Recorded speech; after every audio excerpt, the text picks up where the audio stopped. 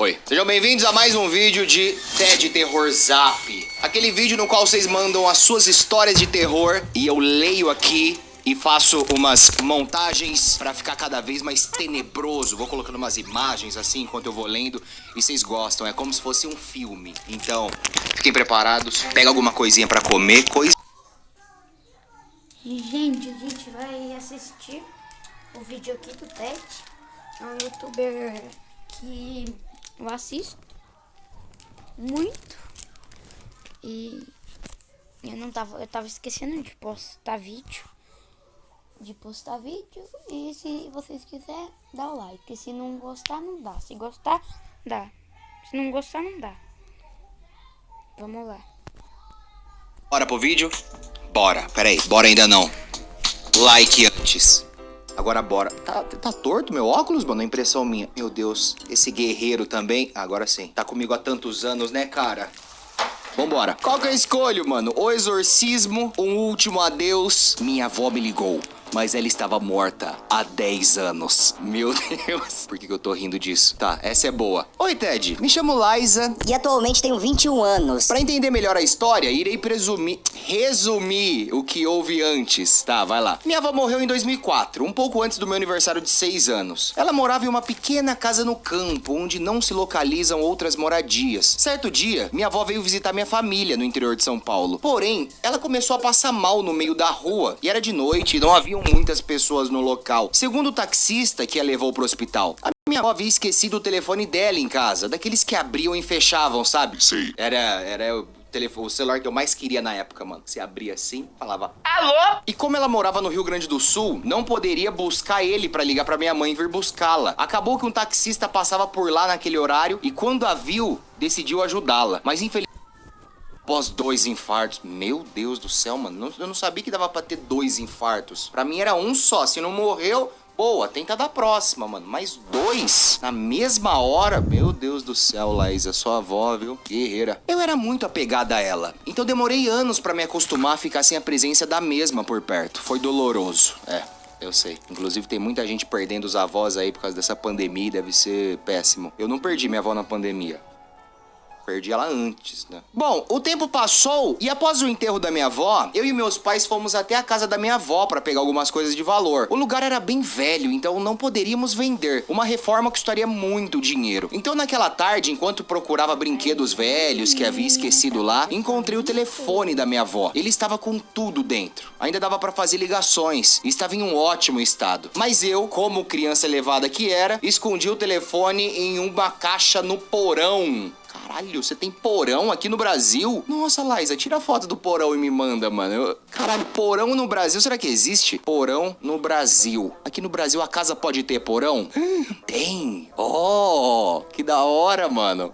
Mas não tem muito sentido você ter um porão, né, mano? A não ser que você tenha muita grana. Porque no lugar onde você coloca o porão, você poderia fazer um quarto muito foda, uma sala. É um outro andar da sua casa, mas tudo bem. O tempo passou, muitos anos, na verdade. E em 2014, 10 anos depois da morte dela, eu recebi uma ligação pelo telefone fixo. Quando atendi o mesmo, eu só escutei alguém sussurrando algo que eu não entendi muito bem. E depois, então, desligaram na minha cara. Meu Deus do céu, a avó... Não deve ser a avó, porque se fosse a avó, ela não ia ficar sussurrando. Ela devia conversar, né, com a neta. Na época, eu tinha 16 anos. Eu achei que fosse algum trote e falei pra minha mãe. Quando ela viu o histórico de ligações, se assustou. Era o número da minha avó. Ela tentou ligar várias vezes, mas não teve sucesso. Assustadas, fomos até a casa da minha avó procurar o telefone. Talvez essa tenha sido a parte mais difícil, entrar lá e lembrar de momentos que tivemos com a minha avó. Quando chegamos lá, eu demorei um pouco pra lembrar onde havia deixado o maldito telefone. Mas depois de muito procurar, eu encontrei. E ele ainda estava como eu havia deixado. Ainda estava com chip e tudo, mas não ligava. Eu achei estranho, pensei que alguém poderia ter o achado, tirado o chip e feito a ligação. Mas como saberiam o nosso número se o telefone não funcionava mais? E se realmente fosse isso? Por que ainda estava na mesma caixa, embaixo das mesmas roupas? Até hoje eu não sei explicar, mas a minha mãe afirma que naquela tarde conseguiu ouvir um sussurro dentro da casa, mais especificamente no quarto que costumava ser da minha avó. Enfim, é isso. Um beijo pra todos que estiverem lendo isso. Um beijo e manda foto do porão, que eu tô curioso, mano. Porão no Brasil, por Por quê? Não tem furacão. Mas ok, que bizarro essa história da avó, mano, que liga. E depois disso,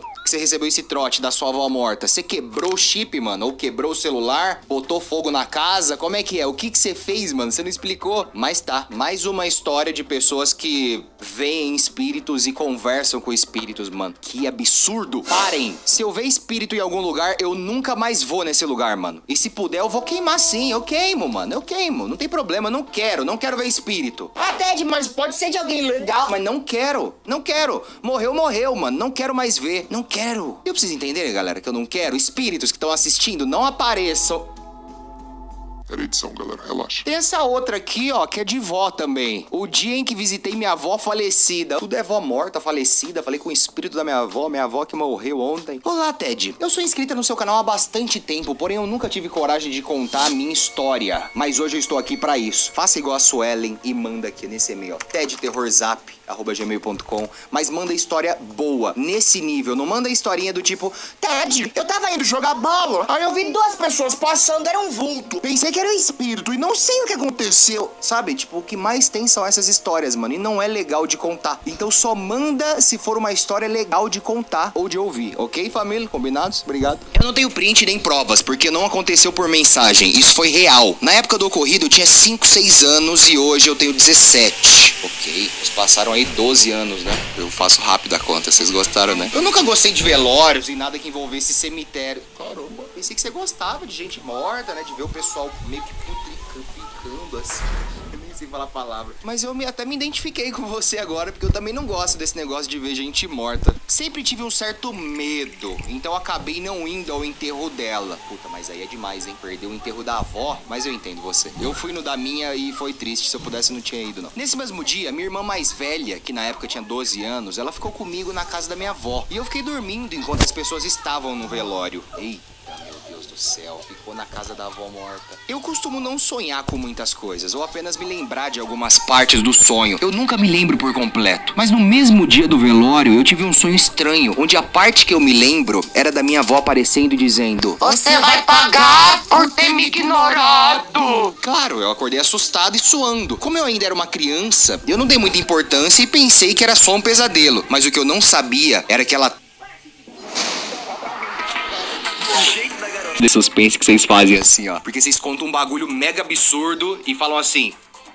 mas o pior ainda vai acontecer, sabe? Porque isso dá um hype absurdo, mano, de continuar lendo. Algum tempo se passou e a separação dos meus pais veio à tona. Por ainda ter 6 anos de idade e não ter o poder de escolha na época, eu tive que ficar com a minha mãe biológica, mesmo contra a minha vontade. Eu nunca tive uma boa relação com ela, mas mesmo assim fazia de tudo pra ter uma convivência tolerável. Então, num certo dia, ela me leva pra conhecer um centro espírita. Por que tudo ela coloca aspas, mano? É um centro espírita ou não? Eu, claro, fiquei agoniada, pois eu nunca tinha pisado num lugar assim antes, e depois desse dia ela passou a me levar sempre. E com apenas 6 anos eu tinha que tomar uma bebida chamada Santo Daime. Aspas de novo. Você tá mentindo pra mim? Que por sinal era horrível. E eu sempre colocava uma bala depois na boca por conta de seu gosto amargo. Deixa eu pesquisar, mano. O que é essa bebida Santo Daime? Bebida Santo Daime. Ah, o chá de Como que fala isso? ayahuasca.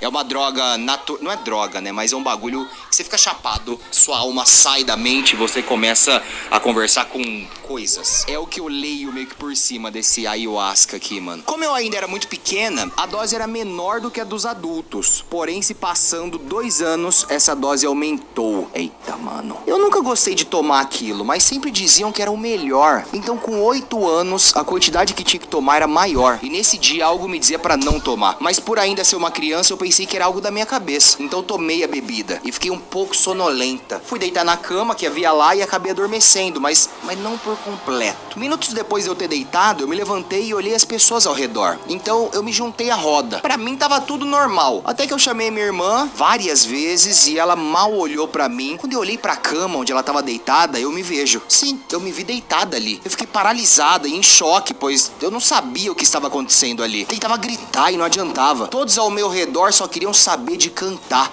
Meu Deus do céu, que absurdo, mano. Você se vendo em terceira pessoa e não podendo fazer nada. Podendo. Até que eu passei a acreditar no que antes não acreditava. A minha alma estava fora do meu corpo e eu nem sabia o porquê. É isso, é o que falam dessa bebida aí, dessa ayahuasca. Eu não sei se é a mesma coisa do Santo Daime, mas aparentemente é. Ainda assustada com tudo, quem eu mais temia apareceu. Minha avó, me dizendo que estava cumprindo o que havia me prometido em sonho há 2 anos. E que meu pai não estava mais ali pra interromper ela e me proteger. Eita, o que o pai dela tem a ver com a história? Eu não entendi nada e fiquei mais apavorada ainda e comecei a chorar. Eu não sabia por que ela tinha feito isso comigo ou por que estava tentando me fazer mal. Ela só dizia que não iria me deixar voltar, ou seja, eu não conseguiria voltar ao meu corpo. Meu Deus do céu, a avó dela não tava deixando a alma voltar pro corpo, pelo amor de Deus, vó. Vai fumar um cigarro. Se fosse a minha avó, eu ia falar isso, né? Que ela fumava, ela dava um cigarro pra ela ficava de boa. E a única solução que me passou em mente foi rezar. E eu rezava como nunca havia rezado antes. Eu fechava os olhos e pronunciava as palavras cada vez mais forte, até que acordei pela 2ª vez, só que agora de verdade. Então ela tava tendo aparentemente como que chama aquele negócio que você sonha e não consegue mais sair do sonho? Paralisia do sono. Você tava com paralisia do sono, aparentemente. Ou era o efeito da bebida mesmo, né? Não consigo saber, eu nunca tomei isso. Aquilo ficou passando pela minha cabeça e eu tinha medo de dormir. Eu nunca consegui entender o porquê de tudo isso. Uma avó querer tanto mal de uma neta era muito estranho. E um tempo depois, meu pai numa conversa aleatória me disse que a minha avó não era uma pessoa boa, como os outros pensavam. Que diversas vezes presenciou ela, como ele disse, endemoniada, pois alguém sóbrio, Quantas aspas. não subiria as paredes de casa como se fosse algo normal. Quê? Seu pai disse que sua avó ficava subindo na parede, mano, do nada. 4 da tarde, ele olhava pra parede, sua avó tava lá, como se fosse normal. Depois disso, eu me senti um pouco mais aliviada. E, depois que eu fiquei sabendo que minha avó era o Satanás em pessoa, ufa, não era coisa da minha cabeça. Graças a Deus. Porém, depois de tudo isso, durante 3 anos eu continuei tendo pesadelos com ela e isso me desgastou psicologicamente. E por tudo isso que aconteceu quando eu era criança, meu cérebro desencadeou um distúrbio, mais conhecido por epilepsia. Em uma das crises que tive, onde ficava desacordada por 15 a 30 minutos, ela me visitou novamente, dizendo que dessa vez era pra se despedir, pois ela cansou das tentativas sem sucesso. Qual que era a brisa da sua avó, mano? Te matar? Eu me senti aliviada e isso não voltou a se repetir. Porém, o medo disso voltar a acontecer ainda existe. Beijos, Ted, adoro o seu canal. Meu Deus. Mano, eu não sei agora se minha avó faria isso comigo. Nunca fez, né? Nunca fez, mas bizarro pensar que, tipo, uma pessoa da sua família queria tanto mal, mano. E mesmo depois de morta, ela queria voltar pra fazer mal pra você, mano. Que coisa absurda, velho. Mas você voltou a tomar essa bebida de novo, esse Santo Daime? Você continua sendo espírita? Como é que tá? Como é que é isso, mano? Eu fico com dúvida. Então me responde só pra eu saber. Responde. A moça do porão lá me responde. E essa daqui me responde também. Por favor, que eu preciso saber, mano. Quero saber o que acontece. Família, deixa eu ir embora. Meu Deus do céu. Eu ia ler mais uma, mano. Só que já tá muito grande. Tá muito grande esse vídeo aqui. Eu acho que não precisa ficar com mais medo do que vocês já estão, né? Tá ótimo assim, mano.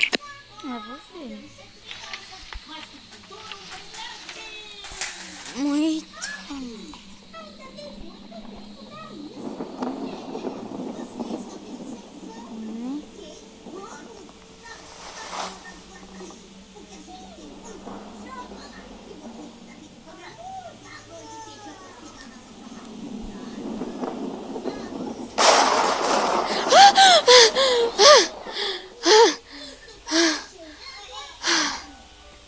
Festa do pijama. Quando eu era criança, festas do pijama eram anunciadas como esses rituais femininos sagrados. Um estranho e misterioso rito de passagem que todas as meninas fazem. Todo desenho na TV com protagonistas meninas sempre tinha um episódio de festa do pijama. Quando criança, eu ficava fascinada com essa ideia. Essa imagem hollywoodiana do que as garotas fazem quando se reúnem na calada da noite. Não me levem a mal, eu até entendo a hype toda. Maquiagem, bullying, risadinhas excessivas. Mas isso era só mais superficial. Tinha algo mais nas entrelinhas que era quase malicioso. Perverso até.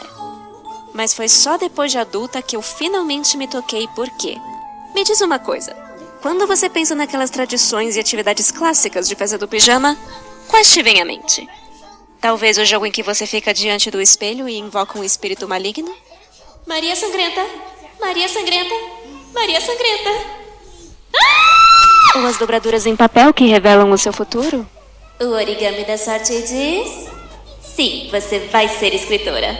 Ou talvez as fórmulas caseiras que passamos na cara para nos tornar mais bonitas? Adicione uma colher de mel e uma pitadinha de gengibre. Ou ainda, a prática de levitação. Leve como pena, dura como tábua. Leve como pena, dura como tábua. Isso tudo não te soa como... bruxaria?